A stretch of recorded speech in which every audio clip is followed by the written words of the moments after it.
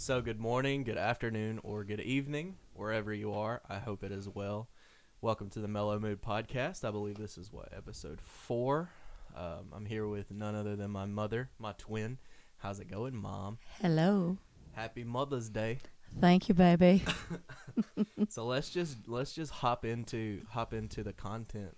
Will you tell me the story of how you met Dad? Because I don't think I've ever really heard it. Are you serious? I'm so serious. Oh, my goodness. Okay. So I was living at home with Granny and Granddad and walked in one day, and my brother Mark, and I don't think Scott was there, but my brother Mark was sitting at the table with a group of his friends. And I thought, wow, these are some nice looking fellas. And I was 4 years older than they were. But anyway, I just was looking around at them, and I kind of saw your dad, and I thought he was the cutest one. I did. And you just instantly decided, yep, that's it. That's where I headed actually, when I saw him, I thought, I'm going to marry that guy one day. True story. That's insane. Happened at Granny and Granddad's table, the actual table that's still there. I believe it's the same table. With all the scrapes and stains and all. Yes. From me running my scooter into it in the middle of the night. Yep. True story. True story. So for anybody who doesn't know, and a lot of people would be like weirdly embarrassed about this, but I honestly wear it proud. I was a test tube baby because my mother was told that she couldn't have kids or whatever, right? That is correct. So what was the process of that? Like how did it come about where you were even thinking about maybe trying to do that? Because it was relatively new at the time, wasn't it? Yeah, the success rate was quite low, actually. But your dad and I had tried taking shots, taking medications, and nothing worked. So we had to go to Birmingham. Now you can do this stuff here in Dothan, but back then you had to go to Birmingham to the Kirkland Clinic. And it involved your dad giving me shots to get my ovaries to produce more and more mature eggs, and then it involved a surgical procedure where they took the eggs and they put them in a little dish, and then your dad made a contribution to the dish, and then I don't know what you brought it up. That's why I call him a test tube baby.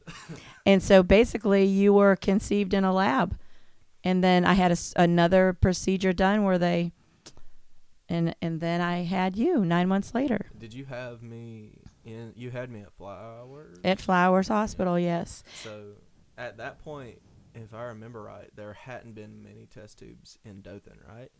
No, you're rare. Yeah, because this was, I almost just pretended to not know what year I was born in. So this was what, the 90s, wouldn't you say? It was early to mid 90s, actually. Yes. So that's, a lot of people would be like embarrassed to tell people that or whatever, but I think it's super interesting. Just the fact that I was one of the first test tube babies, which is really weird. And I don't know. I think that brings a weirdly special dynamic to us as well, since it was so difficult for you to have me. I think that brings this weird depth that a lot of people don't get to experience in a relationship between mother and son. So when I was growing up, my mother worked in a condom factory for a long time, which I vaguely even remember. But what's important is that you worked in a church for a long time. Mm-hmm. How did you get from there to there? How did that happen? Okay, so I was working at Ansel Incorporated in Dothan. Yo, shout out to Ansel. Right, What's up? right. For 13 years, I was a supervisor there. And one night we were having Sunday dinner at Granny and Granddad's house. And the phone rang, and it was a lady named Barbara Howell, Miss Howell. Mm-hmm. And she called and offered me a job at the church. What had happened was my brother Scott, your namesake, Uncle Scott. My namesake. What up, Scotty? So Scott was working at the church, and he was doing the choir and the youth and all that kind of stuff. And I wasn't going to church, and he knew how much I love music. So he figured, I know how to get my sister into church, so he invited me to come and sing a solo. And I sang my first solo at that church. well, actually, I sang my first solo years ago, but anyway, that was in Massachusetts, but here in Hartford. And so I sang, and next thing I know, I was in the choir. And Barbara Howell said that she noticed that how I related to Joey and Lisa, the young people in the choir who are now, adults. So weird. It is weird. So she said, we would like to offer you the job that because Scott was leaving to go teach. So she said, we would like to offer you the job that your brother currently holds. I didn't even know that. And that was on Sunday night. I walked into Ansel Monday morning and turned in my 2-week notice. That's insane. And I didn't even know what the pay was going to be, benefits or anything. And I walked away from a very good paying job with great benefits and 13 years. And I left and went and worked at that church. That's insane. Yep. I guess that's why you call it faith, huh? That's right. Do you miss the church? Sure I do. Yeah. That was a great job. Great gig. What made you go from doing that to wanting to be in healthcare? I always wanted to be a nurse. I've always wanted to be a nurse. But I didn't really feel a lot of encouragement growing up, like from counselors at school, because I struggled in high school. Mm-hmm. Like Kathy could not study and make 100. I could study for 5 hours and make a 70. So I didn't receive a lot of encouragement growing up that, you can do it. And so I kind of felt like I wasn't smart enough to go to nursing school, but I always wanted to be in some type of health care. Yeah. And so while working at the church, Tyler Majors said, name dropping today. I am. Do you not want me to? No, it's fine. Okay.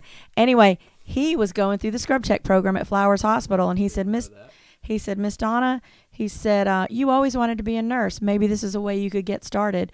And, here's the program. And I went to the program the year after Tyler graduated from that program. I didn't know Tyler graduated from. He did. He graduated from the program at Flowers Hospital, and where I happened to work.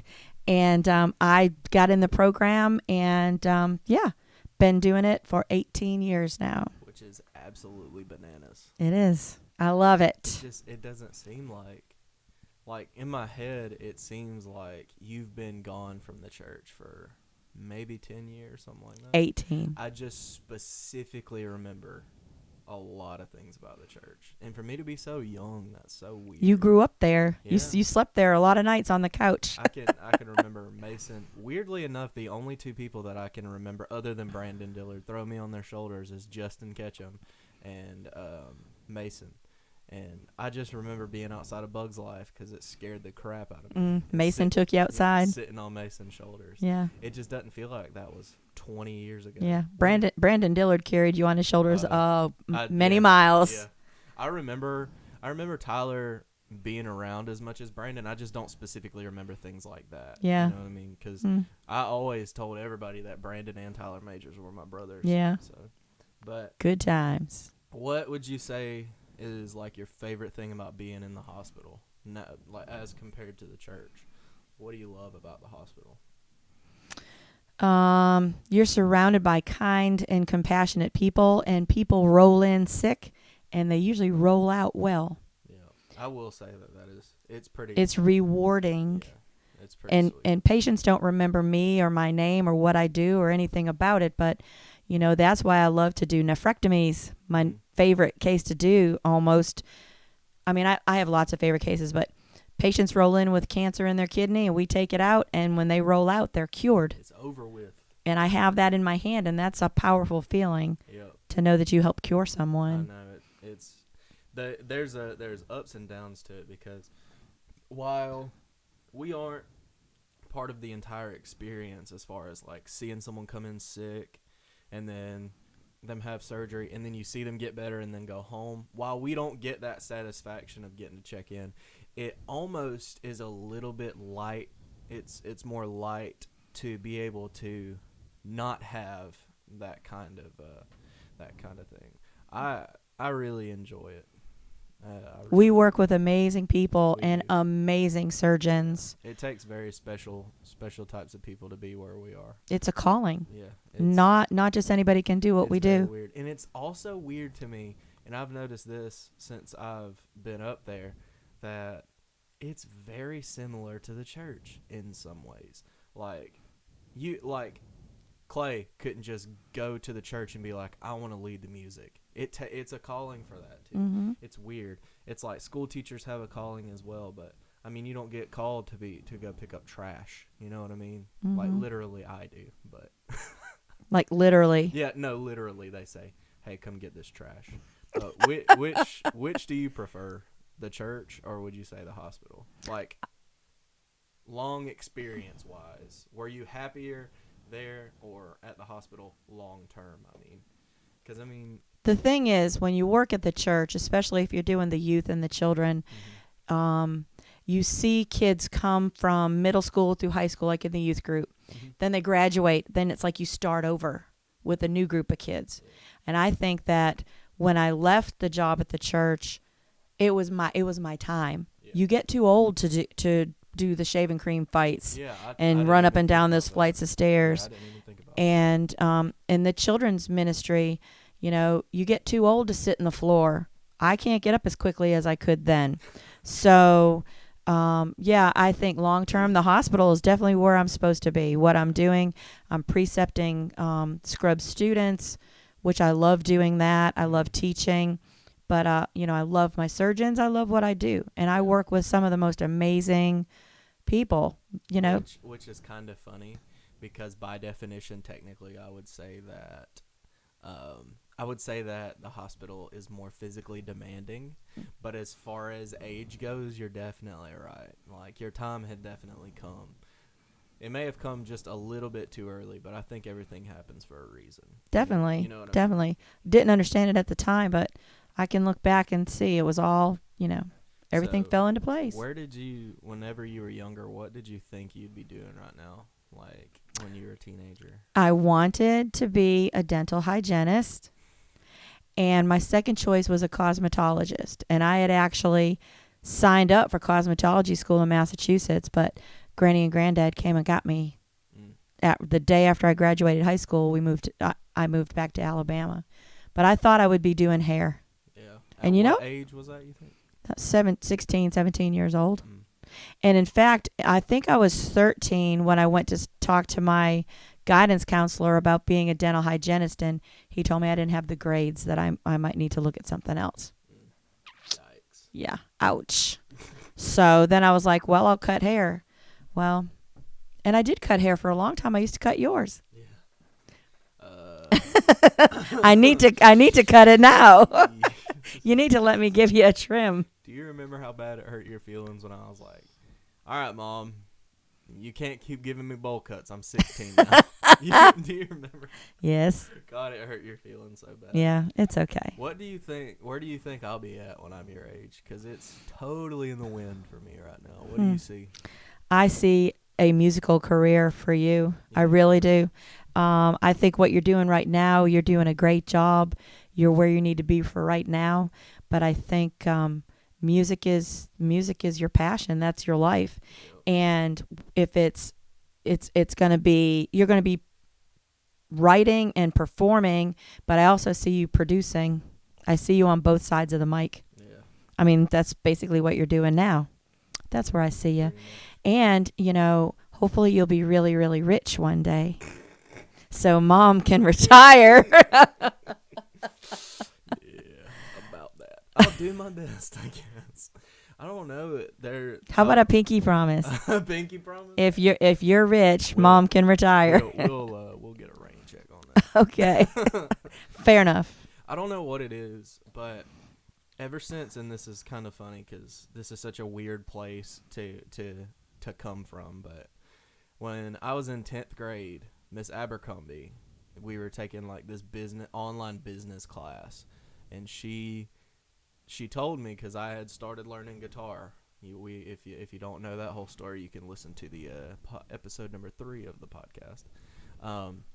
But she told me that I should make a YouTube channel, and I don't know if you remember when I was in 10th grade how absolutely passionate I was about recording videos on Dad's computer. Yeah, I do. Remember? I was serious about it. Yeah. And like, I would check every day, and I ruined my chance to be in their AdSense program, which is getting paid to make YouTube videos, by going to Granddad's and refreshing the page because I wanted the views to go up. I ruined my chance on a channel that's 10 years old.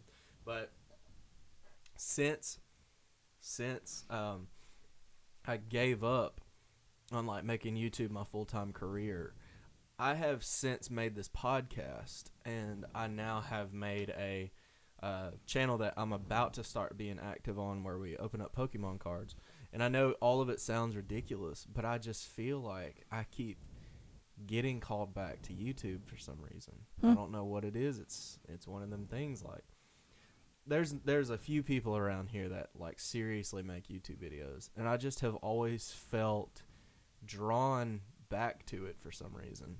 So I don't know that I'm gonna fully commit to making YouTube a career or whatever. There's a lot of money in it, but I think that I'm at least gonna give it one more fair stab. I may have to redo my music career, because I'll never make money on that channel. I ruined that 10 years ago. Like, you can't even give me a second chance on that Google. Come on, bro. Like, you need to call the president of the World Wide Web. See what they say. I also need to be calling the IRS about my stimulus check. But so, anyways, back on task. What do you think is one of the hardships that a lot of people overlook about being a parent? Like, most people think it's sunshine and roses. I'm going to tell you the truth. Being the parent of an adult child is way more difficult than being the parent of a child. You mean me child, or like 16-year-old me child? You mean me now? Yes. Really? Well, because here's the thing. When you live in my house, under my roof, and you're a little kid, you do what I say. Yeah. When you're 25 and you live on your own, you don't do what I say that much anymore. Yeah. Why would that be harder? Well, like I worry about your tires. Yeah. And I can't make you get them. Yeah. You know, there's just a lot of things that being a half hour away, you're here alone and I'm there alone. I worry about you, and you don't always listen to me or take my advice. Yeah. And that's difficult. I can imagine that would be frustrating. But at the same time, you have to have faith in your parenting. Like, you taught me to do the right thing. You and Dad made me who I am. So if I didn't think that I was going to make it, I'd tell you, because I know that I need help, because I have. Whenever I was in trouble, I always tell you, hey, I don't know if I'm going to be able to eat. And it's not that I don't trust that you have my back, but if you tell me I can't really do much right now, I always have a plan B.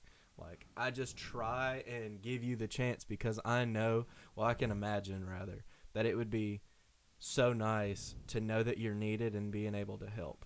So I always try and make you first. Like, if, hey, my truck's broke down, you think you can give me a ride to work or whatever, I would always try and have you there. But before I call you, I line stuff up before.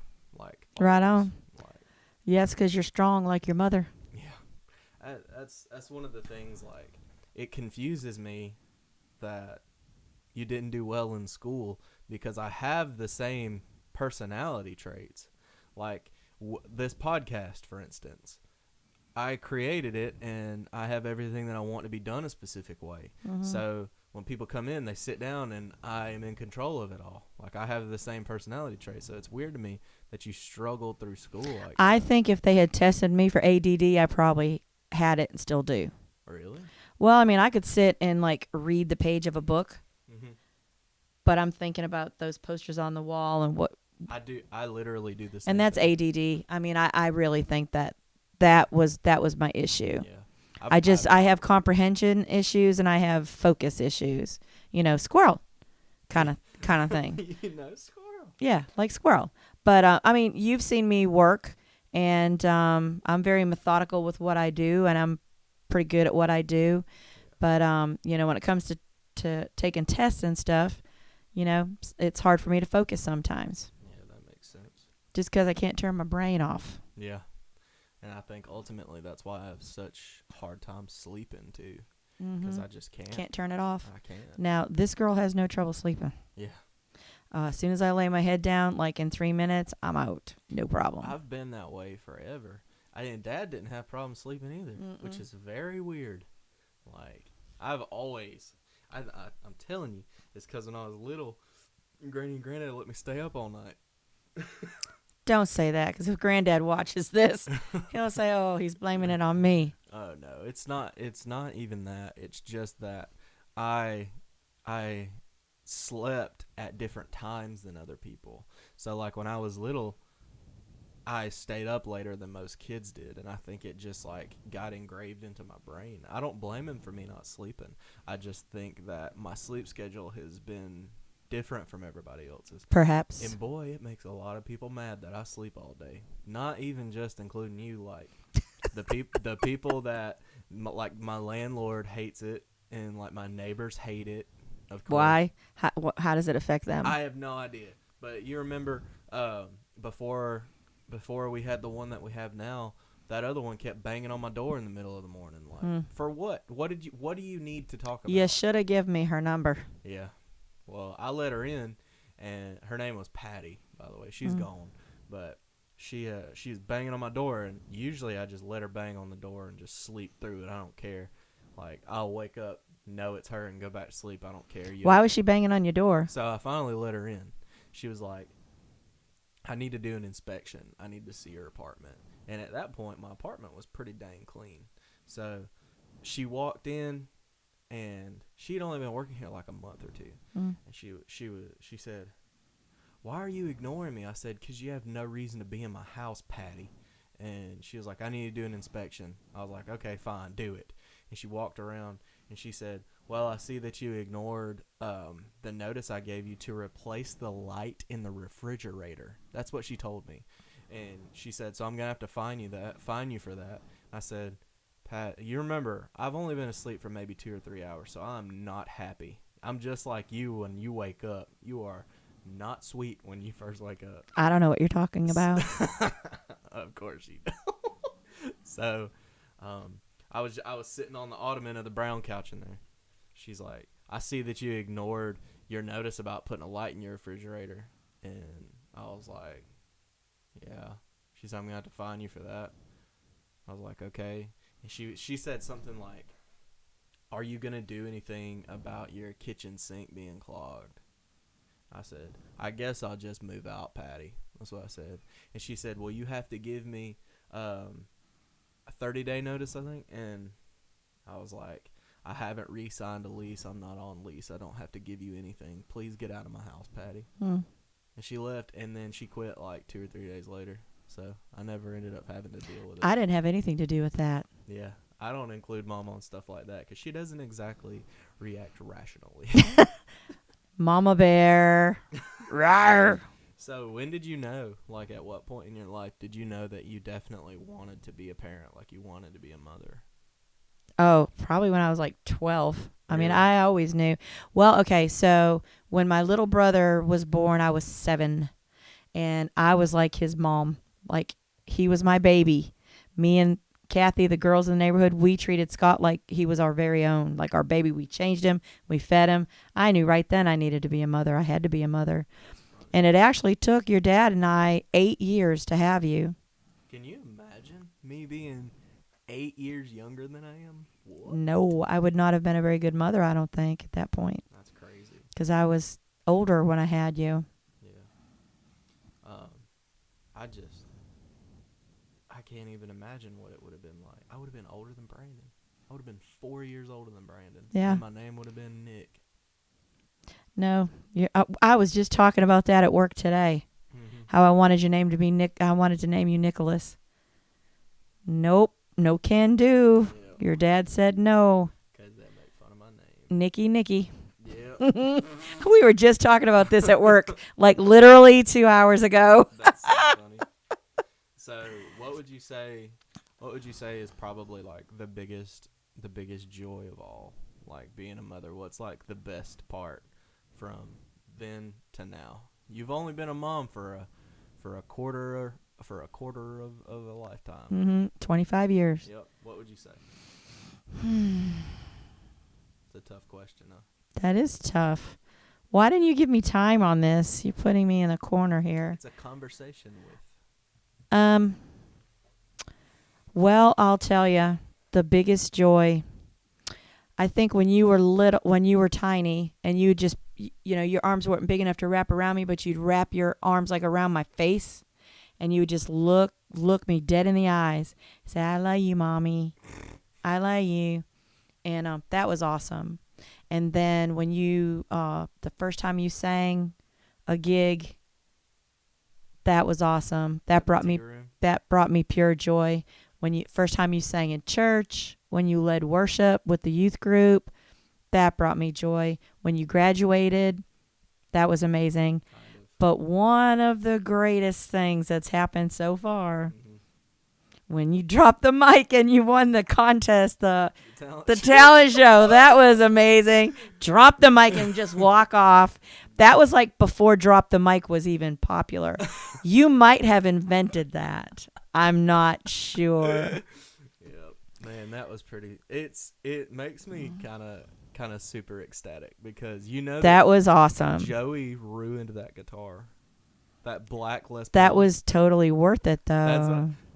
It still and forever will be my most popular video. Like there's no way. Because it's just like the perfect storm of people say, "Oh my God, he sang a song about a school shooting at a talent show." Yeah. But when I unplugged my mic, it was that microphone in front of you. How insane is that? You know where I got it from? Mm-mm. Scott got it. Oh. Scott brought it home because they were getting new mics, and that was cool. was before I got my guitar. Scott gave me my first piece of musical equipment. That's cool. Technically, you gave me the little drum thing. I still have. Yeah, I was gonna say it's in your closet. Yeah, I remember when I was little, I took a marker and drew on it. Oh, I think Dad was super mad about it, if I remember. But yeah, it's still on there. The marker is. I unplugged my mic, or CJ unplugged his microphone, which was that microphone. I unplugged my guitar, and Joey, you remember I'd get on to you about unplugging your iPhone by the cable. I don't even know what you're talking about. Of course. And Joey grabbed it by the cable and snatched it, and he ripped all of the hardware out of it. He ruined that guitar. Isn't that insane? Boo. Like, I had to get rid of it after the talent show, but we have a super dope video, and it is. That is so cool. That was just so cool, and the crowd went wild. I was very proud. That brings, when you succeed, it brings me joy. Yeah. When I see that you're happy, that brings me joy. I think, and this is such a random thing, but I think, like, as far as, like, overjoy goes, I think the most overjoyed I've ever been was not the first time that I won the half-court contest in front of the whole school. It was the year after when they did it again, and I won it 2 years in a row. That was cool. Were you there whenever I won it? I was there. That was like... Because you had on a flip T-shirt. I like, dressed up for it, and then I freaking won it. You're like... Because I always felt like I was a good enough basketball player to be on the team, but it just felt like I wasn't supposed to be on that team for some reason. Yeah.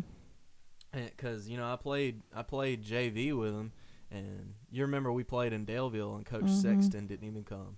Kevin was our coach. I remember that. We lost 78-2, and Blake was the only person who scored. That was not a very good game. Yeah, and it must have been pretty boring to drive all the way to Daleville for. Daleville's not that far. Yeah, but still, that's like an hour of us just sitting there getting railed over and over again. Do you have a memory in your head, like your number one favorite memory? Doesn't have to do with me, but like just thinking back, like your number one favorite memory. Have you had it your whole life? Do you have one? Just like a number one favorite? Yeah. That I just go, oh, that's my favorite memory? Probably the first time I held you. Really? Dang. I was just showing somebody a picture of that today. That doesn't surprise me. Today. I said, look at Christopher. That's the first time I ever held him. And it's on my Facebook page. That's probably my best memory. Now, childbirth and all that, bad memory. 36 hours of labor memory. Oh my gosh, bad memory. But when I guess a nurse handed you to me, I'll never forget that. Yeah. Ever. And you were an ugly newborn baby. You looked like an alien. But wow, you got so cute. I was a super cute baby. Oh, you were adorable, and you still are. Did I tell you? This is a story I don't think I've told you. A couple weeks ago, you went and picked up a patient. Okay, I took care of the patient. When she saw me, she said, "Girl, you be everywhere in this hospital." Because I didn't have makeup on that day. And I said, "No, ma'am, I've been right here in this room all day." She said, "You know you roll me back here." She thought I was you. That doesn't surprise me. I bet it was one of those random days where I let my hair down. Because when I let my hair down, boy, we look just alike. And I don't have makeup on. Twinsies. Yeah, But she said, "You be all over this hospital." I was like, "No, I've been." My favorite thing is you telling me that story about that dude thinking or saying, "Your son work here" or whatever. Oh, yeah. So listen to this, podcast people. Okay. So I'm like walking down the hall at the hospital, and a guy walks up to me and said, do you know this white dude that works in surgery?" And I said, "Huh?" He said, "He looked just like you." He looked just like you. I said, yep. Yep. I've heard it before. Twins. Yeah. People used to say to your dad, "Sorry, Chris." Yeah. Sorry, buddy. I'm starting to get features of his the older I get. Yeah. It's like the more You have some of his mannerisms. Yeah. Well, that's just because he was pretty much my hero when it came to like being cool. Yeah. Brandon obviously was like almost like a deity to me when I was a kid. Yeah. So much so where I can't even eat condiments anymore, which Yeah. ultimately leads me to who I am now. Like he eats them now. Yeah, I know, but I can't get over it. Like, I was thinking about this the other day, and like literally everything other than music is Brandon. Like everything. The reason I played Super Mario, Brandon. Yeah. The reason that I have a wall of snapbacks is because Brandon. You remember he used to have that orange Texas Longhorns hat? I do remember that. And I just had to have one. But I would only get fitted ones because of Brandon. You remember? So you get all that from Brandon, and you get all this From Dad. from Dad, and then you get all of the rest of your fashion sense and your talent from your Uncle Scott. Yep. And then where are you at and all that? Hello. Oh, yeah. Our face. Our face. Yeah. And your sensitivity. I'm a sensitive boy. You are, and your work ethic, your hard work. Oh, yeah. Which, I mean, honestly, my brother Scott, my brother Mark. Yeah. Mark has great work ethic, and your grandfather and your granny. I'll say, like, You've been raised up in good work ethic. I think I'm grateful that that's one thing that I didn't get from Dad, because like neither of us will ever really know. Like, I'm sure he did great at Enterprise, but I mean, like, when he got home, that was it. When I get home from work, and she doesn't even know this yet, but when I get home from work at 2:30 until 8:30 at night, I work here. I'm doing videos. I have 10 cards to ship today. That'll take me like 3 hours to do because I have to pack them up in top loaders and all that. I'm working 24/7. Like, if I'm not asleep, I'm working, and I try and stay that way. I wonder where you get that from. Yeah. Because like a lot of times until I get ready to go to bed, I don't sit down. Yeah. It's just it. We're just busy. Life is too short. Yeah. It's honestly kind of satisfying too, TBH. But Lazy we are not. I'll tell you, since the day it happened, my favorite memory is, and you'll be surprised that out of everything, even because I had some amazing memories at when Granny had cancer. You remember when we spent all that time up there? Like, it for the longest time, like, those were the best times of my life. It was the worst time of my life, but I was so happy in the midst of sadness because I was 14, you know. Talking about being at the hospital and stuff. Yeah, because we were up there all the time, and my friends would come up there and visit me, and it just made me feel like people cared about me. You know what I mean? Which is super, super nice when you're 14 and you hate yourself and all that stuff. But that was right. That was prior to the alien abduction. Yep, probably so. So, my favorite memory ever, and it has been since then. And I think that the reason that I knew as soon as it happened it would be my favorite memory, probably at least until very similar to your favorite memory ever. I'm sure that if I have a child, that'll be my favorite memory. It's amazing. Because even when Darian had his first baby and I was over at Shelby's house, like Darian, like holding Darian's baby and them little fingers wrapping around my hand, it was just like, just imagine if you made that, yeah, and that's yours. It's like, I was like, oh my God, that is the tiniest little thing. If I left this baby in this spot for 6 hours, it'd be in trouble. That's just It depends on you. Yeah, that's such an insane, intense feeling. But, and this is kind of anticlimactic now that we're talking about babies and stuff. Anyways, I shouldn't have been messing around, but so Kenneth used to stay with us like every day of the week, every weekend for sure. We played Guitar Hero. We went through fashion senses together, hairstyles, everything. I mean, sure did. We went through everything together. He was my best friend ever, and he started dating Hannah, and it was like I knew that I was starting to lose him a little bit, and I knew it was gonna happen. I mean, we all knew that we're gonna get girlfriends, move off to college, and nobody's friends anymore. That's how high school works. So we were freshmen in college. I hadn't seen Kenneth in like 6 months, and he called me. And Kenneth never calls me. It's always been that way. I would drive past his house when I was still in high school and call Kenneth and be like, hey, I just thought about something. Bro, imagine if Mortal Kombat had RoboCop in it or something. Oh. Yeah, and he'd be like, yeah, that'd be crazy. I'd be like, what are you doing? Nothing. Just sitting here watching Holden play Halo. Okay. And then hang up. I would do that every day. Do you remember the times me and you went and hung out with Kenneth and them? Yeah. Like I went too. Yeah. That was cool. We would hang out as families. So Kenneth calls me. Been like 6 months. He's like, hey man, what are you doing? I'm like, nothing. Everything okay? He was like, yeah, I was just seeing if you were doing anything tonight. I told Hannah I wanted to take a day and spend some time with you.